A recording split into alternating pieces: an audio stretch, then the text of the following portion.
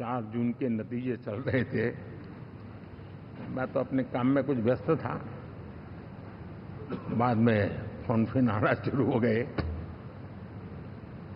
तो मैंने किसी को पूछा, यार ये तो ठीक है आंकड़े वांकड़े, तो मुझे ये बताओ कि ईवीएम जिंदा है कि मर गया?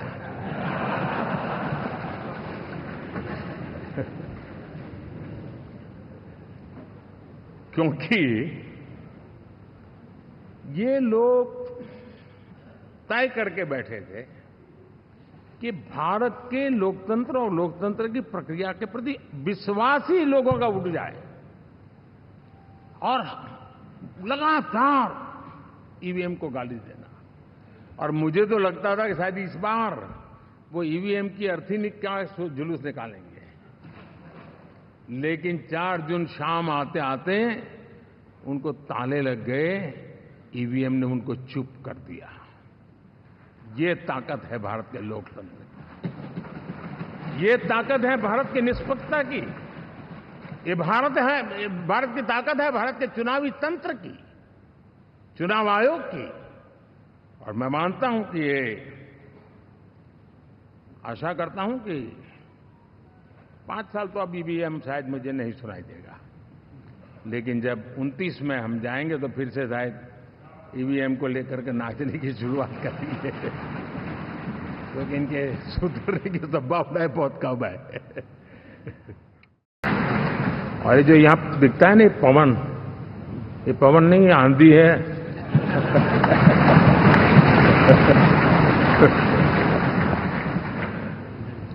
आंध्र ने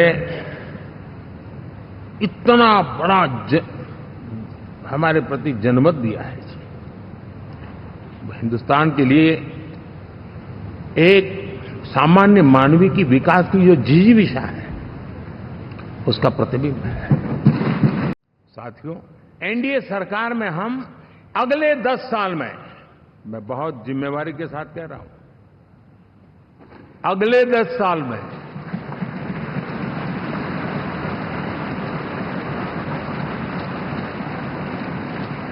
गुड गवर्नेंस, विकास, नागरिकों के जीवन में क्वालिटी ऑफ लाइफ, और मेरा व्यक्तिगत रूप से एक बहुत बड़ा ड्रीम है, मैं लोकतंत्र की समृद्धि को जब सोचता हूं तो मैं चाहता हूं कि सामान्य मानवीय के जीवन में से, और खास करके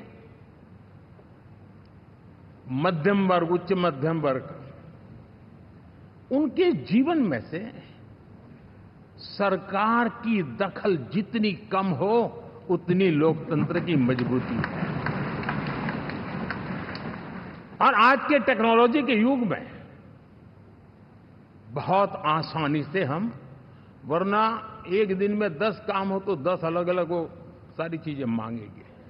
हम बदलाव चाहते हैं। गुड गवर्नेंस का ये भी एक महत्वपूर्ण पहलू है। लेकिन हम विकास का नया अध्याय लिखेंगे, गुड गवर्नेंस का नया अध्याय लिखेंगे, जनता जनार्दन की भागीदारी का नया अध्याय लिखेंगे, और सब मिलकर के विकसित भारत के सपने को साकार करके रहेंगे। 30 साल का लंबा कालखंड शुरू में शायद असेंबल हुआ होगा, लेकिन आज मैं कह सकता हूं कि भारत के राजनीतिक व्यवस्था में एक ऑर्गेनिक अलायंस है।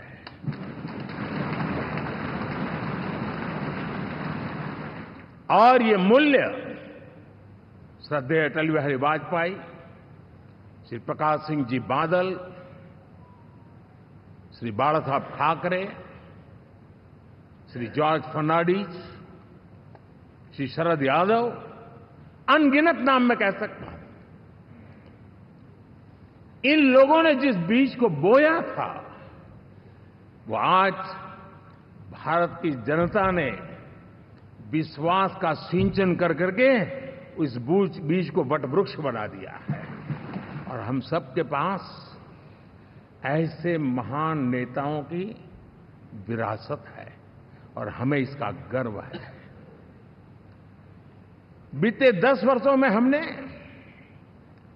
एनडीए की उसी विरासत, उसी मूल्यों को लेकर के निरंतर आगे बढ़ने का और देश को आगे बढ़ाने का प्रयास किया है। जैसे मैंने कहा, मुक्त मन से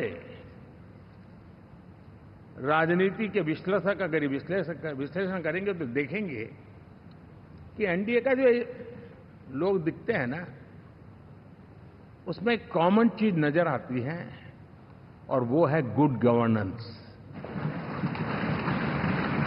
इन सब ने अपने अपने समय में, अपने अपने कार्यकाल में जब जब जहां सेवा करने का मौका मिला है, गुड गवर्नेंस इस देश को दिया है। और इस प्रकार से एनडीए एक प्रकार से, एनडीए कहते ही गुड गवर्नेंस ये अपने आप पर्यायवाची बन जाता है।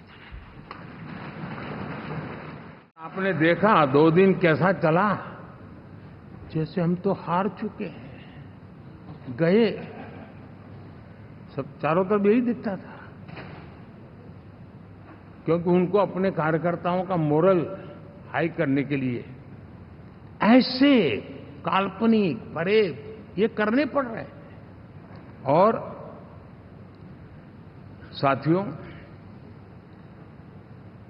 गठबंधन के इतिहास में अगर आंकड़ों के हिसाब से देखें तो ये सबसे मजबूत गठबंधन की सरकार है।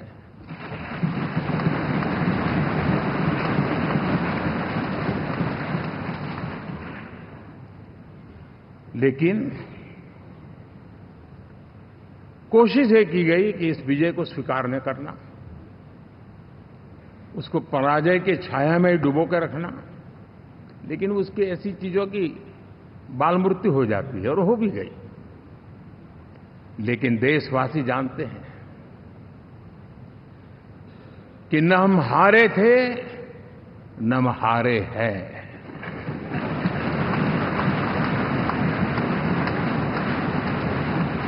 लेकिन 4 तारीख के बाद हमारा जो व्यवहार रहा है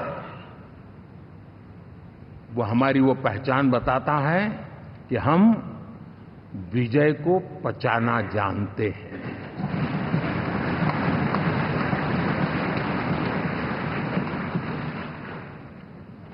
हमारे संस्कार ऐसे हैं कि विजय की गोद में उन्माद पैदा नहीं होता है और न ही पराजित लोगों के प्रति उपहास करने के हमारे संस्कार हैं। हम विजय को भी पचाते हैं और पराजित का भी उपहास करने की विकृति हम नहीं पालते हैं। ये हमारे संस्कार हैं।